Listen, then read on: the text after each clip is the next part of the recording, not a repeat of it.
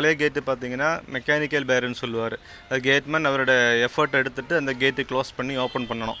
இப்போ புது ஸ்கீம் கேட்டில் வந்துட்டு நம்ம அவர் எலக்ட்ரிக்கலி கண்ட்ரோல் பண்ணிக்கலாம். அதாவது புஷ் பட்டன் சுவிட்ச் யூஸ் பண்ணி அந்த கேட்டு வந்து ஈஸியாக ஆப்ரேட் பண்ணிக்கலாம், அதை க்ளோஸ் பண்ணிக்கலாம், ஓப்பன் பண்ணிக்கலாம்.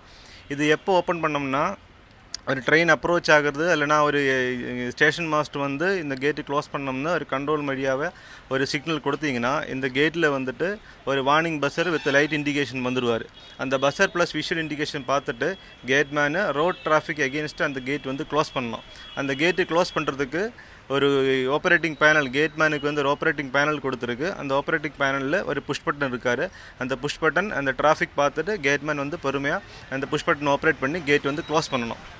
கேட்டு க்ளோஸ் பண்ணதுக்கப்புறம் அந்த கேட்டு வழியாக ட்ரெயின் பாஸ் பண்ணிவிடும்.